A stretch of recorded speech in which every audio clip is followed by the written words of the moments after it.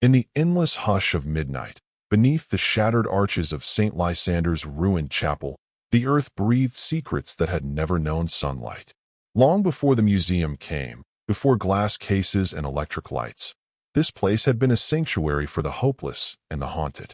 The villagers whispered that even the wind moved cautiously here, as if unwilling to disturb the restless dead. Now, only memories and the gnawing scent of damp stone remained. A single grave, unmarked by cross or name, lay hidden behind the altar's crumbled remnants. No one ever tended its soil. No flowers were left, no candle burned. It was as if the earth itself wished to forget whoever, or whatever, rested within. But tonight, under the suffocating gloom of storm clouds, something within the grave stirred. It did not claw its way upward. It simply waited, patient as the mold that crept across tombstones, ancient and inevitable. A presence, formless yet oppressive, seeped upward, slipping through cracks in the marble, creeping into shadows long thought empty. A tattered scrap of parchment, caught in a sudden breeze, fluttered into the nave and landed atop the grave. On its faded surface, a single sentence, scrawled in trembling script. No soul can rest until its name is spoken by the living. In the silence that followed, something unseen smiled. My first night as caretaker at the St. Lysander cryptid exhibit began, as all bad stories do, with a key that didn't want to turn. The door moaned as I forced it open, protesting like an old dog roused from uneasy sleep. The scent inside was equal parts disinfectant and dust, sharp, artificial, and old. Fluorescent lights flickered overhead, casting nervous shadows across displays of faded taxidermy and glass jars filled with things best left unmentioned. I'd taken the job for reasons as blurry as the fingerprints on my badge. Some mix of desperation, curiosity, and a stubborn refusal to admit that prison had changed me. They said the night shifts were quiet. You'll just feed the animals, check the alarms, walk the halls. The curator had promised, sliding the contract across the desk with a wink. Nothing in there that bites. He lied, of course. St. Lysander's wasn't a real museum. Not anymore. Not since the state cut funding and the place was bought out by the foundation. Now it was more of a holding cell for the unexplainable. Each wing had its own specialty. The relic hall for cursed objects, the mirror gallery for haunted reflections, and, most notorious, the cryptid wing, my kingdom of glass and secrets. Tonight was inventory night. That meant counting, tagging, and logging every specimen in my charge. I made my way past the glass case that held the preserved fairy corpse, a monkey stitched to a bird's wings, mummified by time and cheap glue, past the tank-labeled Cheshire tadpole, whose eyes watched me with unsettling intelligence, and down the corridor toward my least favorite display, the Archivist's niche. The sign by the empty plinth read, "The Nameless Archivist, recovered from St. Lysander's crypt, 1893. Item missing. Proceed with caution." Nothing in the museum unnerved me quite like that empty glass box.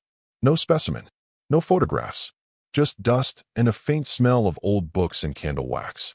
They said the archivist's remains had vanished decades ago, but some nights, I swore I saw smudges on the glass, as if someone, or something, pressed their face against it from within. Tonight, the air was different. Thicker, heavier. I felt watched. I shook off the unease and checked the rest of my rounds. Doors locked. Cabinets sealed. Nothing out of place, at least not on the surface. Still, the prickling on my neck persisted, a sixth sense screaming that I was not alone. I turned a corner and nearly ran into her. Evelyn, the night researcher, clutching a clipboard to her chest. "You look like hell," she said, voice low, eyes sharp behind her glasses. "You should see the other guy," I muttered, faking a grin. She didn't laugh. The alarms glitched again. In the West Gallery, something set off the motion sensors. Animals, probably. My lie was as tired as I felt. She shook her head. I checked the cameras. Nothing there. Just shadows. She paused. "Did you hear about the missing intern?" My stomach sank. "No." Evelyn leaned in, voice barely above a whisper. "Gone. Left his phone and keys at his station. Last seen in the crypt downstairs. They say he was researching the Archivist." A shiver ran through me. I glanced toward the far corridor, where the old chapel stairs spiraled downward into darkness. "Maybe he just quit," I said, not believing a word. Evelyn's gaze lingered on the empty display. Names have power in this place. Don't forget that. The radio on my belt crackled. Caretaker? You reading? Come to the chapel entrance. We've got a situation. Static swallowed the rest. I looked at Evelyn. Her knuckles were white against the clipboard. Stay here, I said, not expecting her to listen. I pocketed my flashlight and made my way toward the chapel. With each step, the air grew colder, thicker, and the lights behind me flickered, then died, one by one. Something was awake beneath St. Lysander's, and it knew my name.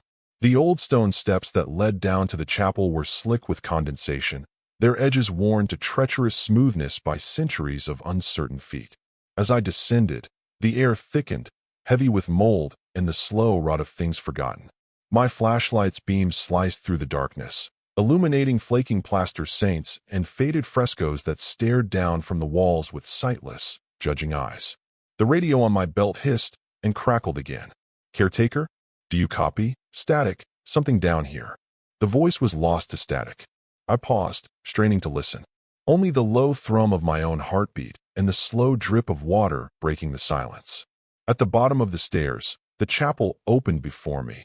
Pews coated in dust, the altar draped with a tarp that fluttered in an unseen draft. And behind it, beneath a broken arch, lay the door to the crypt. It stood ajar. I hesitated, every instinct screaming at me to turn back. But the job, the pride, the fear of disappointing what little family I had left, these things compelled me forward. The door gave way with a sound like a dying breath. I shone my light inside. Stone shelves lined the walls, crowded with relics, rusted chalices, faded Bibles, a child's doll missing its face. In the far corner, a cold wind stirred. It reeked of earth, old secrets, and something sharp, like burnt paper. On the ground, the remnants of a seal. A circle scorched into the flagstone, lines of salt and candle wax shattered and swept aside as if by frantic hands. At its center, an open book lay face down, pages torn and scattered like feathers after a struggle. Something had broken free. A shape moved in the gloom, a blur too fast to name. My pulse hammered. I called out, "Who's there?" No answer, only the shuffle of something dragging itself deeper into shadow. I knelt, examining the ruined seal. The salt had been mixed with iron filings, an old trick against restless dead. But the circle had been violently broken, the wax smeared by palm prints. Whatever force held the crypt's secret at bay had failed. I gathered the scattered pages, hands trembling. Words leapt out, scribbled in a frantic, cramped hand. Do not speak the name. The archive remembers. No rest for the nameless. A cold draft blew out my flashlight's beam. The crypt plunged into darkness, and in that perfect black I heard a voice, thin, rasping, hungry. Say my name. I staggered backward, breath caught in my throat. The voice seemed to echo from every wall, slithering into my ears, into my bones. Shadows crawled along the stone, pooling into corners, reaching for me with fingers made of night. Something ancient and angry had awakened. I fumbled for my radio, fingers slipping on sweat and fear. Security, this is Caretaker. There's something loose in the crypt. Repeat, something is down here. The radio squawked, then went dead. A chill brushed my neck. I spun around. Behind me, the chapel door was no longer open. It had swung shut, trapping me with whatever shared this darkness. My mind flashed to Evelyn's warning, names have power here. I braced my back against the cold stone, scanning for any sign of movement. For a moment, only silence. Then, from the farthest corner of the crypt, something moved, a patch of darkness darker than the rest, rising, shuddering, forming the outline of a man made of tattered shadows and ink-stained robes. His face was a blur of paper and bone, lips stitched shut, eyes burning with accusation. The Archivist, the Nameless Keeper. He moved toward me with slow, deliberate steps, dragging something heavy, chains, or perhaps memories. As he neared, a chorus of whispers filled the air, words tumbling over each other, desperate and pleading. Name me. Free me. Speak the word. I clung to the book pages, every instinct fighting the urge to read the name scrawled there. But the letters shifted, curling and twisting, never forming something I could speak aloud. The Archivist reached out, fingers dripping ink, and seized my wrist. The contact was ice, burning through flesh to the marrow. A vision flooded my mind, rows upon rows of nameless graves, voices crying out from beneath the earth, the endless hunger of being forgotten. And somewhere, a little boy in a caretaker's uniform, running through corridors of shadow, chased by names he would never remember. I tore free, dropping the pages. The archivist recoiled, hissing, retreating to the edge of the broken seal. A line of salt still glimmered faintly on the floor, unbroken, untouched. In a flash of desperate intuition, I realized the seal was not fully destroyed. There was still hope. I scrambled for the fallen canister of salt, scattered near the door. My hands shook as I poured a thin line between myself and the advancing shadow. The archivist howled, a sound like a library burning, 1,000 pages curling to ash. The salt glowed, and for a moment the shadow paused, unable to cross. But the line was thin, and the canister nearly empty. As I backed toward the door, heart pounding, I whispered a silent prayer, not to any god I knew, but to the memory of names, to the hope that someone, somewhere, would remember me if I vanished tonight. The door behind me finally gave way. I stumbled up the stairs, the archivist's scream echoing up through the chapel, rattling glass, shaking the walls. When I burst back into the main hall, gasping for air, Evelyn was there, eyes wide, face pale. "He's awake," I choked out. "The Nameless One is free." Behind us, the museum lights flickered and went out. The museum became a labyrinth when the lights died. Gone were the familiar rows of dusty cabinets and informational plaques. In their place was a maze of black corridors, echoing with the distant groan of shifting beams and the feverish whisper of ancient, unseen things. The air tasted like ozone and mold, and every step felt as though it took me deeper, not just into the building, but into a place where the rules of night and day no longer applied. Evelyn gripped my arm with white-knuckled terror, her breath hot and quick against my shoulder. "I heard him," she whispered, voice quavering. When the lights went out, something was whispering right next to my ear. "I thought it was you, but you weren't there." The radio on my belt, dead. The emergency lights, dark. Even my phone, when I fumbled it out, refused to turn on. The screen stayed black, swallowing my reflection. We pressed ourselves against the nearest wall, straining for any sound other than our own panicked breathing. Somewhere in the west wing, glass shattered. The sound rang out, clean, unmistakable, then was snuffed as if the museum itself were trying to hide the evidence. Evelyn flinched. I reached for the ring of keys at my belt, realizing how absurdly fragile I felt. As if, without light, even metal and bone might dissolve into nothingness. "We need to get to the security office," I managed, forcing calm into my voice. "If we can reset the circuit breaker, maybe." A shape darted at the end of the hall. I froze. Evelyn's grip tightened. For a heartbeat, I saw the flicker of something, ink black, with the suggestion of a face and a mass of shredded pages tumbling in its wake. "The archivist," Evelyn gasped, then bit her lip as if she'd said something forbidden. We moved quickly, skirting the shadows, every step a negotiation with the dark. The museum, in the absence of electricity, felt alive. Floorboards creaked in patterns that sounded almost like words. The displays pressed in, glass eyes gleaming, mouths frozen mid-snarl or scream. I could almost believe that if I looked away, the things behind the glass would press their faces to the barrier and watch us pass. We made it to the staff corridor, passing the old caretaker's break room. The door was ajar. A sliver of red emergency light pooled on the linoleum, barely illuminating the form of a hunched figure at one of the tables. "Is that Alan?" Evelyn whispered. I hesitated, heart pounding. Alan was the new intern, a quiet, serious young man who always kept his badge meticulously straight. I hadn't seen him since 2 hours before the blackout. "Alan," I called. No answer. We crept closer, the weak light barely enough to reveal the silhouette of a man slumped over a pile of papers. His hands lay flat on the table, palms up. I reached out, dread prickling the back of my neck, and touched his shoulder. He was ice cold. A sheet of paper was clenched between his fingers, its surface covered in frantic, spidery handwriting. Evelyn snatched it up, holding it to the red light. "It keeps whispering. I can't remember my name. Don't let it say your name. Don't let it." The writing ended in a long, ragged slash. I've been to look at Alan's face, only to realize with horror that his features were wrong. Not erased, exactly, but blurred, as if his entire head were made of wet newsprint left out in the rain. The shape of eyes and mouth were suggested, but not present, a memory half-formed. Evelyn recoiled, covering her mouth to stifle a scream. "Oh God, he's not. We can't help him," I said, voice hollow. "Don't let it say your name."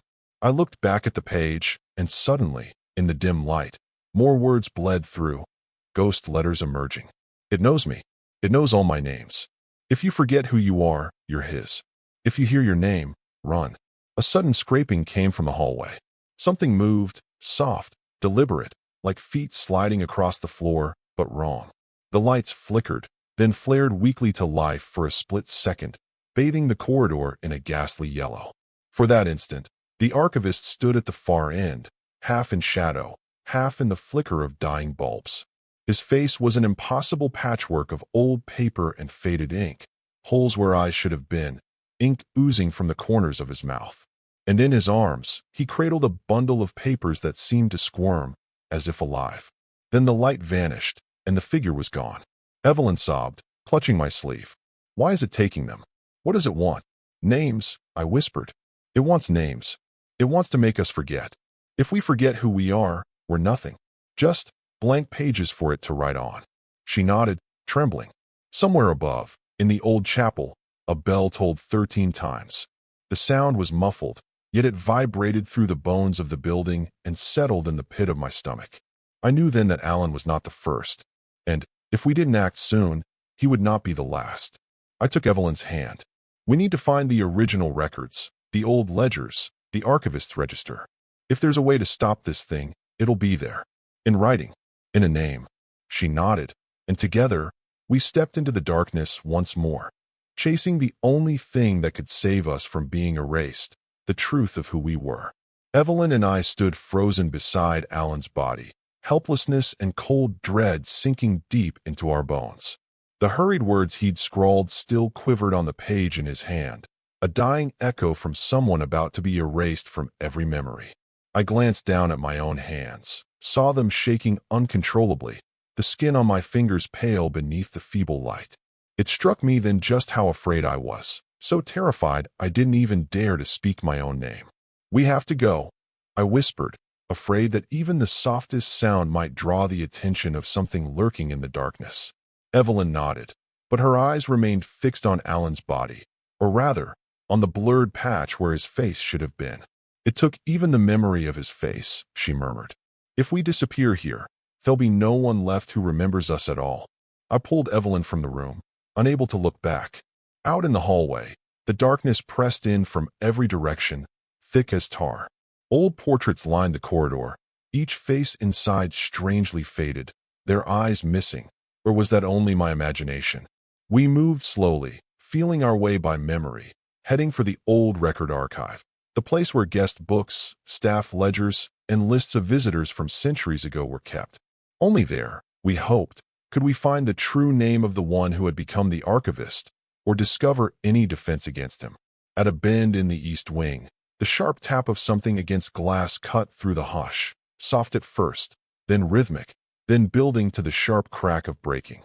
Evelyn pulled me back, terror in her eyes, staring at the huge fossil display case along the wall. Behind the foggy glass, a frail silhouette appeared for just a heartbeat, then vanished. I snapped my flashlight on, shining it into the case. Nothing. Only a thick coat of dust on the bones, and scattered smudges of fingerprints on the glass, as if someone, or something, had tried to claw its way out. "Hurry, the archive is just ahead," I urged, trying not to let my pounding heart drown out every sound around us. We reached the stairs leading down to the basement, where the museum's oldest records were stored. The steel door was old, rusted, the fingerprint lock dead since the power failure. I had to put my shoulder into it, the hinge shrieking, the sound echoing all down the hallway. Inside, the air was thick with the musty scent of ancient paper, mold, and something else, a sharp, sickly tang, the smell of fear that had never truly faded. Shelves stretched away into darkness, files scattered across the floor, our every step raising a mist of dust. We used our phone flashlights, barely glowing now, to scan the rows. Suddenly, a low whisper curled through the archive. Not just one, but a chorus of voices overlapping. Write my name. Don't let me be forgotten. Who am I? Who am I?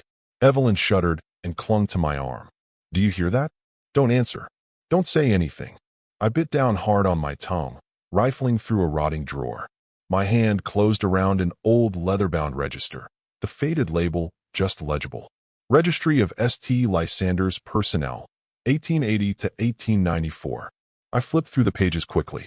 The names of the dead, the vanished, those who'd left. Each one crossed through in red, except for the last entry, where only a single word was written. Archivist, entry unfinished. Suddenly, our flashlight flickered violently, then went out. A shriek ripped through the room, so close it made my skin crawl. It wasn't Evelyn's scream, but the voices of hundreds of souls, all howling in a single, furious tide. I heard my own name, echoing through the chaos. John, John, look behind you. I turned. The room was crawling with shadows, faceless shapes slithering over floor and walls, eyes flaring white for an instant in the dark. Evelyn screamed, yanking me toward the archive door. But an icy wind, like a dead hand, snatched at my ankle and pulled me back. I clung to the ledger, frantically flipping to the last page. Under the word Archivist, a fresh line of ink began to bloom, as if someone was finishing the entry right now. His name was, but no letters followed. Only a single smear of ink running down the paper, as if it bled. Evelyn was crying as she dragged me out of the room. The faceless shadows surged after us. The steel door slammed shut, cutting us off from the flood of lost souls screaming for their forgotten names. We collapsed in the hallway, gasping for breath, the acrid reek of spilled ink and the chill of death still clinging to our clothes. We have to find his name, I whispered. If we don't, we'll end up like Alan, gone, and no one left to remember we were ever here. Somewhere out in the dark, the church bell began to toll, 13 slow, heavy strokes, each one a warning of something worse yet to come. We didn't speak as we staggered away from the archive vault, gasping for breath, hands sticky with old dust and cold sweat. Somewhere behind the steel door, the faceless shadows still clawed and wailed, but with each step we took, the sounds faded into a suffocating silence. The museum was a tomb now, every corridor echoing with memories that did not belong to us. Every door looked different in the darkness, and more than once I felt certain that we'd walked the same hall more than once. Like the building itself was folding in on itself, trapping us in a nightmare loop. Evelyn was shivering. Are you all right? I whispered. She nodded, jaw clenched, eyes wide and unfocused. They tried to call my name. I could feel it. I almost answered. I felt myself slipping, like I was being pulled out of my own body. I squeezed her hand. You're still here. I won't let them take you. She didn't reply, but she held on tightly. We found ourselves at the threshold of the mirror room, a long, narrow gallery where a dozen tall, antique mirrors lined the walls, facing each other in endless reflection. The room was infamous among the night staff. Some said you could glimpse faces from another century in the glass, or watch yourself walk away when you stood still. I'd always hated doing rounds here. Tonight, the room felt different. Wrong. The air was icy, and a faint static fizzed at the back of my skull. In the shifting gloom, I caught glimpses of my own reflection multiplied 1,000 times, each one slightly out of sync. Evelyn's reflection clung to my arm, but her eyes in the glass were hollow, twin pools of shadow. We stepped inside, moving cautiously, the sound of our footsteps bouncing off the glass and returning as faint, mocking echoes. Halfway down the room, something made us stop.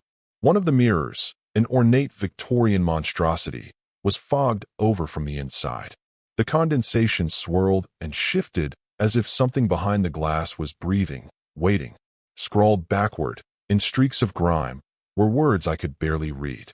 Who are you without your name? Evelyn stepped closer, almost drawn by the question. I grabbed her shoulder, whispering, Don't answer it. Don't even think it. Her lips trembled. How do we fight something that can erase us from existence? That can take our names, our faces, our memories? How do we win against forgetting? I searched for any answer. Logic, courage, superstition, but found nothing but fear. A sudden crack split the air as another mirror shattered at the far end of the gallery. A gust of freezing wind swept through, carrying with it the faint, metallic taste of old ink. In the broken mirror's frame, I glimpsed a movement, a dark figure with a bleeding silhouette, pages drifting from his sleeves like dying moths. The Archivist, stalking us even here. For a moment, all the reflections seemed to move on their own, warping and bending, as if the glass itself was trying to vomit forth the horrors it had contained for so long. I pulled Evelyn back. Move. Now. Don't look at your reflection. We hurried past the rows of mirrors, averting our eyes, but each surface seemed to tug at my attention, whispering with 100 silent voices. For a heartbeat, I saw my own face vanish, just a blank oval where my eyes should have been. Behind us, glass splintered, and the whispers grew louder. Evelyn stumbled, nearly falling as her reflection in one of the mirrors did not match her movements, raising its hand as if in warning. We burst out of the mirror room, nearly colliding with a statue in the corridor beyond.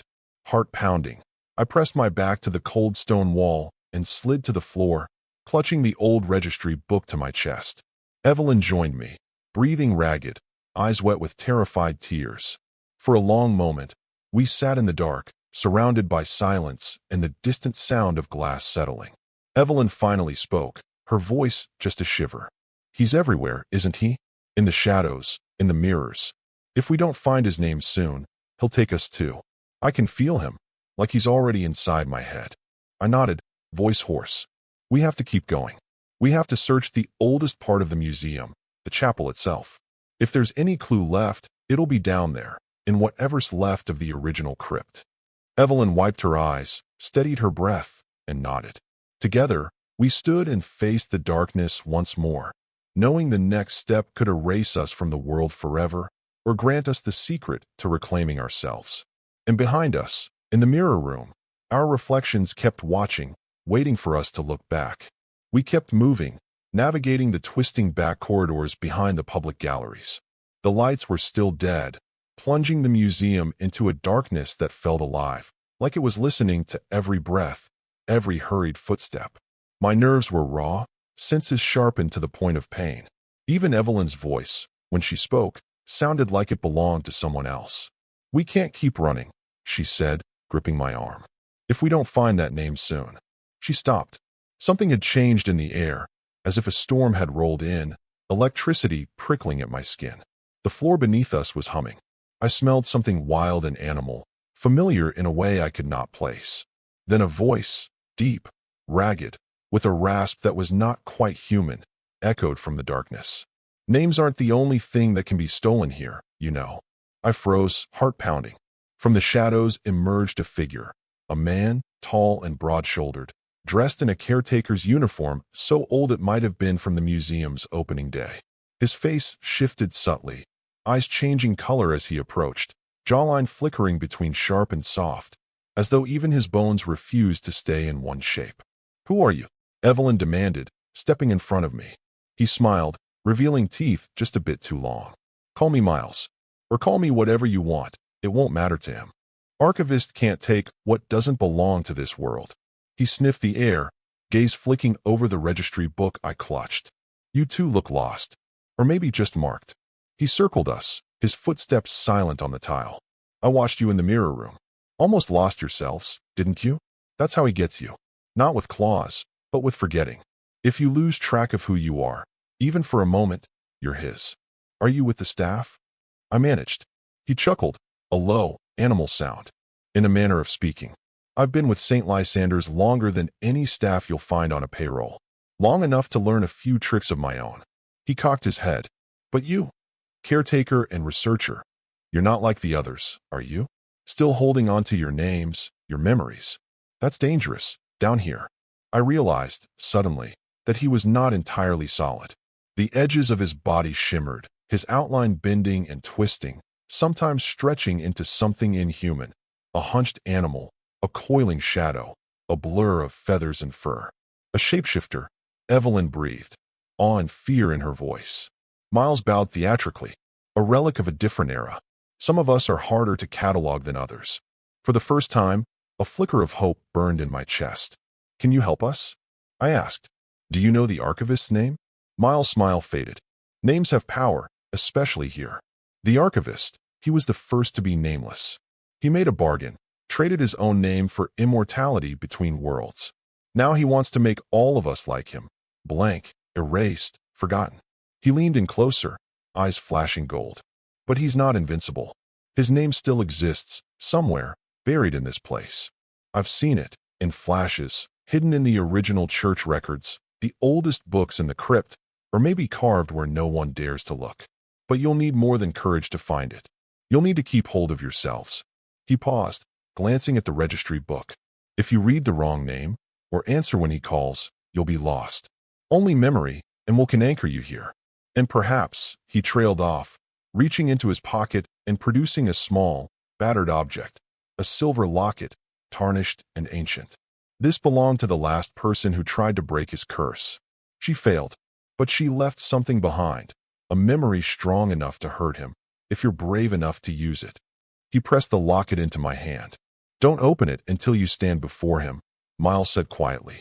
And when you do, speak only what you know to be true about yourself. The rest, let the Archivist choke on his own emptiness. Before I could ask more, Miles' form began to dissolve, melting into a cloud of black feathers and vanishing into the nearest vent. Evelyn stared at the locket, then at me. Did that just happen? I nodded, tucking the locket away, feeling its cold weight against my palm. We have to go to the old chapel, I said. The answers are down there, in the crypt, in the church records, and maybe in whatever's left of that first grave. Evelyn nodded, determination flickering in her eyes. With the locket in hand, the registry pressed to my chest, and a shapeshifter's warning ringing in my ears, we stepped forward, back into the heart of St. Lysander's, toward the oldest shadows and the secret that might erase us all. The descent into the oldest part of St. Lysander's was nothing like I'd remembered from daytime rounds. By now, the last traces of normality, the weak glow of emergency lights, the faded exit signs, had been swallowed by an unnatural dark. The only light came from our battered flashlight, the circle of its beam wavering as our hands shook. We moved quickly, led by instinct and desperation. Miles' locket was heavy in my pocket, its metal shockingly cold against my palm. Behind us, the museum felt as if it were holding its breath, waiting for something ancient and inevitable to break free. Evelyn was the first to reach the crypt entrance. She paused, her silhouette framed by the gaping black of the staircase, and looked back at me. Ready? She whispered. No, but I nodded anyway. The stone steps spiraled downward, slick with centuries of moisture. Each footfall echoed with a hollow, funerary ring, until we reached a landing choked with dust and scattered prayer candles, their wicks long dead. I swept the flashlight in an arc. The crypt was vast, larger than I'd ever realized. Arched ceilings vanishing into black, the walls lined with niches and faded plaques, some names still legible, others rubbed into obscurity by the hands of time. A sense of presence pressed in from every angle, as if the silence itself were watching. Somewhere near the center of the crypt, a new chill licked at our skin. Evelyn spotted it first, an old ledger, half-rotted but mostly intact, perched atop a block of broken marble. It looked as though it had been disturbed recently. Pages rifled, ink smudged by something not quite human. She approached, fingers trembling, and flipped through the fragile sheets. Names, dates, causes of death, all meticulously recorded, until the writing changed, letters growing jagged, desperate. At the final page, the ink ended midword, as if the hand that wrote it had been seized and pulled away. Beneath it, in a different, slashing script, 3 words. No name remains. A scraping echoed behind us. I spun, flashlight trembling in my grip. At the far end of the crypt, a shadow peeled itself from the wall, a shape both man and less than man, draped in rags of midnight and paper, face veiled in shifting ink. His eyes, when they caught the light, were pits of black fire. The Archivist had returned. He moved with the halting, erratic grace of a puppet with severed strings. Every step dragged darkness along with it, blurring the lines between stone and shadow. He spoke, not with a mouth, but with the shiver of words directly into our minds, a discordant chorus that made my teeth ache. Who speaks in the house of forgetting? Who dares trespass with memory still in hand? Evelyn shrank back, clutching the registry book as if it were a shield. I stepped forward, my own voice coming out thin, almost swallowed by the cold. "We want to know your name," I said. "We want to remember." He laughed, a sound like pages tearing and bones breaking. "You cannot name what was never truly known. You cannot unwrite the unwritten." As he spoke, the shadows around us began to writhe, forming the shapes of the faceless, Alan among them, and countless others, their mouths open in silent screams, their eyes blank with loss. My hands trembled.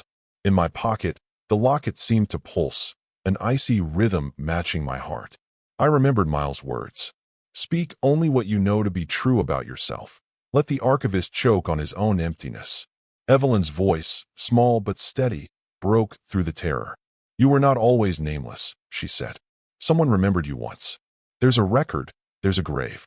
You made yourself forget, but the truth is still here." The archivist recoiled, the darkness shuddering.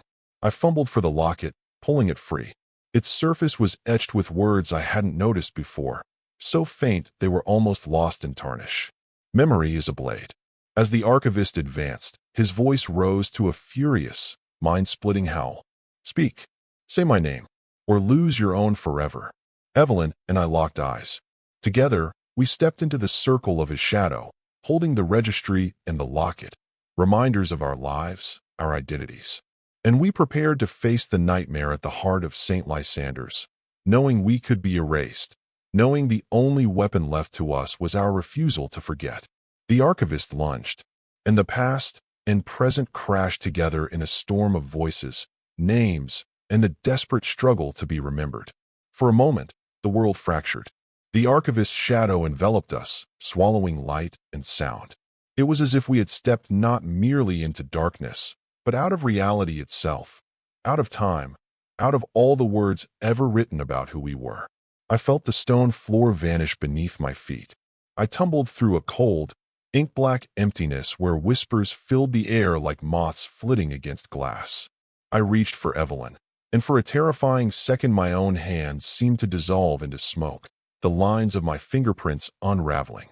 "Don't forget your name. Don't forget who you are."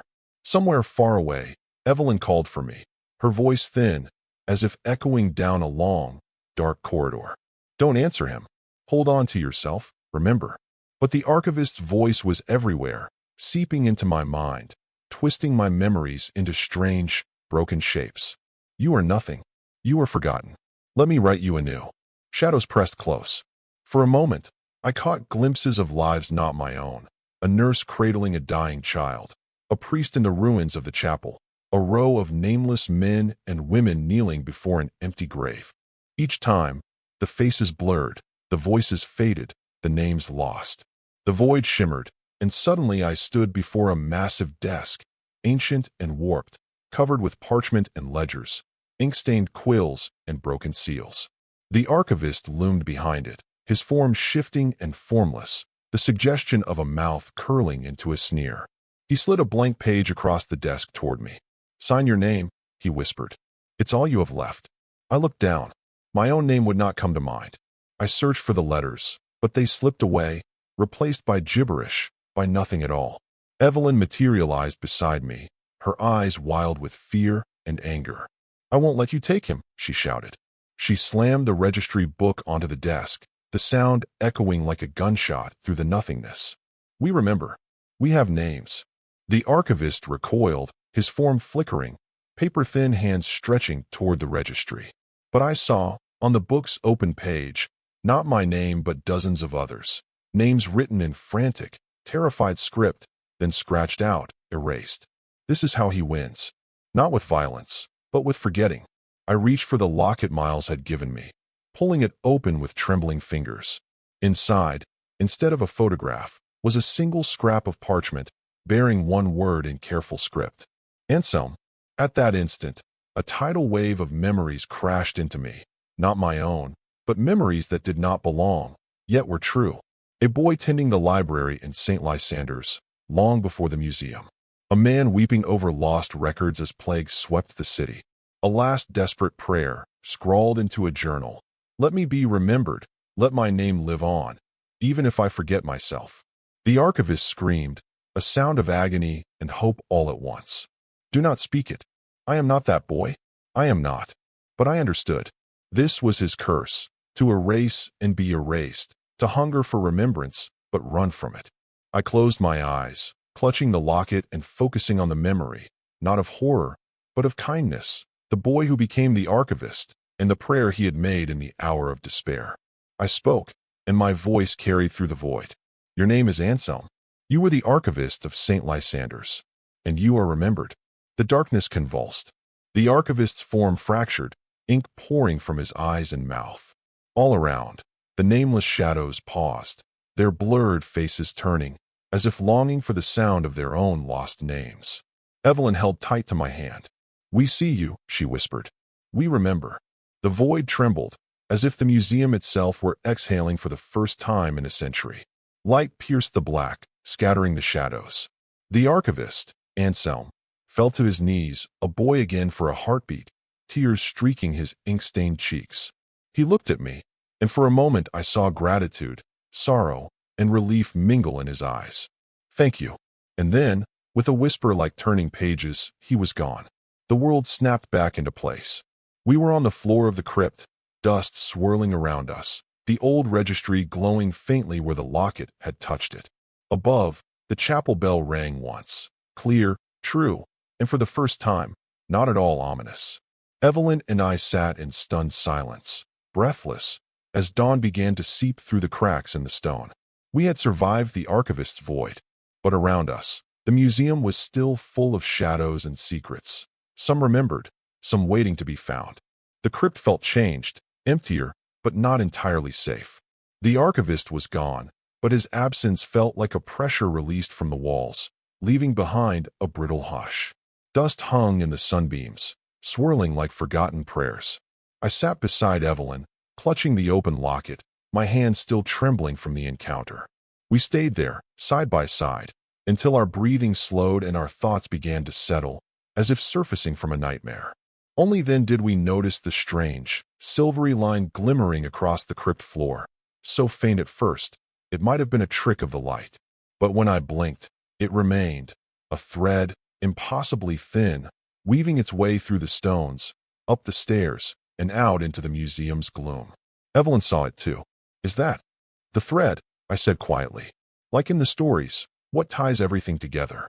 What holds names, memories, all of us to this place?" She reached out, her fingers hovering above it.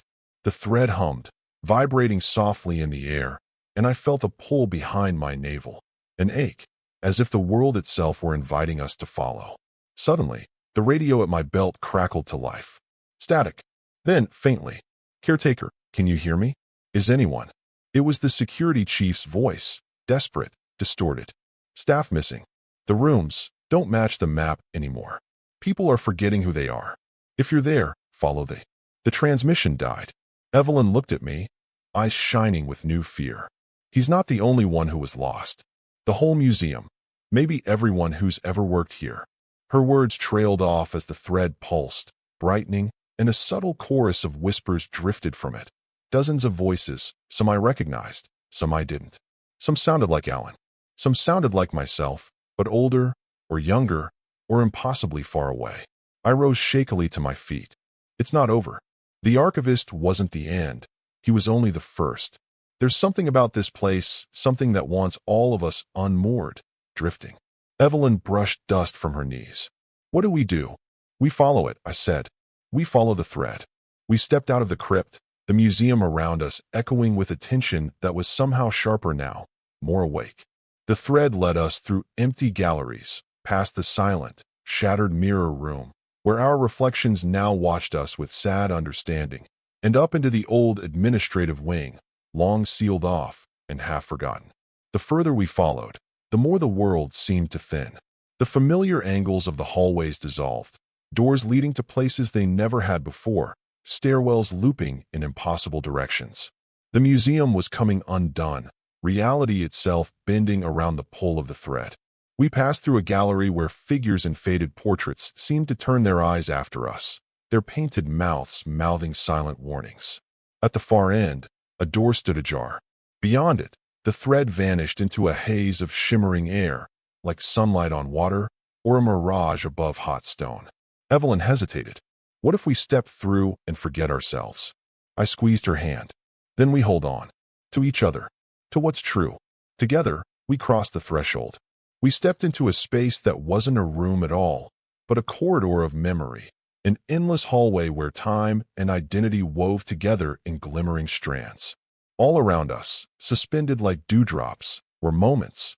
Alan reading at his desk, the security chief smiling for an old photograph, children racing through the museum in a time before darkness. The thread pulsed beneath our feet, guiding us onward. At its heart, we saw a knot, a tangled mass of names and faces, memories stuck together in confusion. As we drew closer, 1,000 voices rose in overlapping pleas, terror, longing. Evelyn's voice steadied. We have to untangle it, to give them back their names, or they'll never leave. I nodded. Together, we reached for the knot. The thread burned cold and bright in my fingers. I focused on what was true. My name, Evelyn's hand in mine. The promise that we would not leave anyone behind. Piece by piece, we began to unwind the knot. Each memory freed, sending out a ripple of warmth and clarity, lighting up the corridor with brief, precious joy. Somewhere, the museum above shuddered, walls settling as if finally exhaling. When the last strand unraveled, the knot dissolved in a rain of light. The corridor faded, and we found ourselves back at the crypt's threshold, the museum suddenly calm, the oppressive weight finally lifting. Evelyn squeezed my hand. We did it. We really did. But I knew, as I looked around at the peaceful, dust-lit corridors, that the thread would always be there, waiting for the next lost soul, the next forgotten name. Still, for the first time since my first night in St. Lysander's, I felt hope. The past could not be erased, and we were more than the sum of our memories. We were the keepers of each other's names. The museum was quiet. For the first time since the power died, I felt its silence not as a threat, but as a waiting breath, heavy with things unsaid. Evelyn and I stood side by side in the crypt's entrance, the echo of the unraveling thread still humming faintly in our bones. Somewhere above, pale morning light pressed through the fractured windows of the chapel. It looked like a new beginning, but I knew St. Lysander's never gave up its ghost so easily. We lingered, unwilling to leave. Every step seemed to draw us back toward the nameless grave, the one hidden behind the altar, where all of this had started, where the first page had been torn from the book of memory. I found myself moving, almost in a trance, down the cold stone aisle. Evelyn followed, her hand wrapped tight around the registry book, as if the names inside might slip away if she loosened her grip for a moment. At the grave's edge, the air felt thicker, charged with the sorrow and hope of a century's secrets. The thread reappeared here, looping around the crumbling stone like a silver vine. Its end glimmered in the moss, waiting. I knelt and brushed the dust away. Underneath, I found what I hadn't expected, a small, rusted plaque, so worn I nearly missed it. Evelyn leaned close, her breath stirring the grime. Etched into the metal, almost lost to time, was a single word. Anselm. For a moment, the world held still. The name seemed to radiate, gathering light from every corner of the crypt. In that hush, I felt the weight of every forgotten memory, the pain of loss, the ache of anonymity, but also the fierce hope of being known. Evelyn knelt beside me, her voice barely a whisper. He was real. He was someone. We remembered him. And suddenly, all around us, the crypt began to shimmer. Faces flickered in the shadows. Alan, the other lost interns, old caretakers, museum guests. All those who had wandered too far from themselves, now blinking into clarity. The knot of lost souls we'd untangled, drawn here by the power of a name finally spoken. The Archivist, or what was left of him, stood before us, no longer a monster of ink and paper, but a thin, sorrowful man in threadbare robes. His eyes, human, at last, filled with tears. "I am remembered," he said. His voice was gentle, trembling, but no longer echoing with that terrible hunger. "You gave me back my name. You gave me back myself." I wanted to comfort him, to ask forgiveness for the centuries of fear and pain. But I knew, in my heart, that this was what he wanted most, to be seen, to be known, to be given a place in the world, even if only as a memory. The light around us grew, warm and golden. The other faces, Alan's, the security chief's, the children, smiled as their features solidified, names returning to their lips. One by one, the spirits faded, carried on the breath of morning toward a peace they had long been denied. Anselm lingered a moment longer. He looked at me and Evelyn, gratitude shining in his tired smile. "Hold on to your names," he whispered, "and hold on to each other." With that, he was gone, leaving only the echo of his voice and the glimmer of his name etched in tarnished brass. Evelyn reached for my hand, tears sliding down her cheeks, but her smile was brighter than the dawn. "We did it," she said. "We broke the curse." I nodded, too choked to speak. The museum above us was waking, floorboards creaking, morning sun spilling across forgotten exhibits. It was the same place as before, and yet utterly changed. As we rose together, I looked one last time at Anselm's plaque, silently promising never to forget. Some curses are broken not with power, but with compassion. Some ghosts are laid to rest not with exorcisms, but by giving them back what was taken. A true name. The dawn lingered golden on the crypt's stone walls as Evelyn and I rose to our feet. Above, we heard the creak and shuffle of other survivors, security staff calling names, voices that trembled but didn't fade. The museum was stirring, as if waking from a long fever dream. We made our way out of the crypt together, each step lighter than the last. The corridors, once warped and labyrinthine, now led in straight lines. The shadows seemed ordinary again, innocent, almost gentle. Yet there was a fragile ache in the air, as if the building itself was mourning what it had lost and what it had become. In the grand lobby, we found a small crowd, custodians, night guards, researchers. Their faces were drawn, hollowed by fear and sleeplessness, but their eyes were awake with memory. Alan stood near the entrance, dazed but smiling. The security chief gripped my hand and Evelyn's in both of his, shaking with relief. "It's over," he asked. I nodded. "The curse is broken. The Archivist is at rest. All the lost are found." A hush fell. For a moment, we all looked at each other, counting, searching, making sure no one was missing. There were some who would never return, lost to older wounds, but the names that mattered now were known, spoken, alive. Evelyn leaned against my shoulder, her voice soft. "We could go. We could leave this place behind." I hesitated. In that pause, the silence pressed in, gentle and insistent.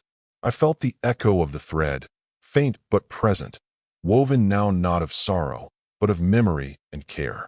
Somewhere in the museum, the locket in my pocket warmed with an impossible pulse. I closed my eyes and listened, not just to the voices of the living, but to the building itself. I heard children's laughter, the shuffle of countless shoes across marble, the murmur of docents telling stories, the heartbeat of a place that had always been more than wood and stone. I saw the crypt, the archives, the lost and found, all part of something bigger than fear. I understood, then, what the last sacrifice truly was. Not blood, not pain, but the choice to remember, to stay, to tend the flame so that no one else would ever be lost or erased again. "I want to stay," I said. "I want to help rebuild, to keep watch, to make sure every name is recorded, every person remembered. If there's a story here, it should be told. No more secrets." Evelyn took my hand, eyes shining. "Then I'll stay too. We'll be keepers, together." The security chief smiled, something bright and proud in his tired expression. Alan grinned, and someone cheered softly. We began to make plans. How to repair the archives, restore the exhibits, fill the halls again with the living and the curious. There would be scars, but also healing. As the sun climbed higher, the first visitors gathered at the gates. Children with wide eyes, teachers and parents holding tickets, strangers eager to be part of the next chapter. Before we opened the doors, I paused by the registry, adding one more entry. Anselm, Archivist, remembered. Beneath his name, I signed my own. Evelyn did too. And all the others followed, a chain of names stretching into the morning. When we finally let the world in, the museum rang not with silence, but with laughter, conversation, and the promise of remembrance. And if, late at night, I sometimes saw a shadow out of the corner of my eye, or heard the soft turn of a page in the crypt, I was not afraid. Because I knew the true sacrifice. To hold the memories of others, to carry their names forward, to become, at last, a keeper in the Nameless Archive. In the gentle hush after the storm, St. Lysander's felt changed.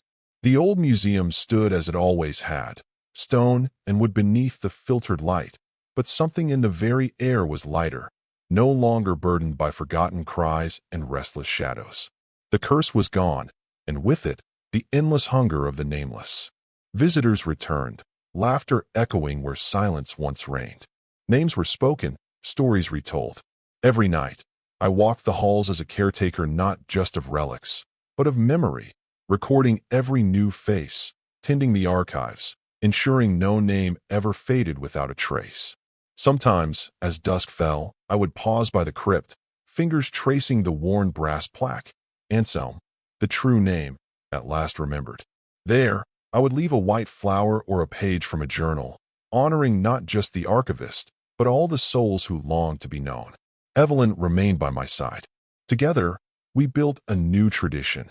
Every year, on the night the veil is thinnest, the staff would gather in the candlelit crypt and read aloud the names of the lost and the found.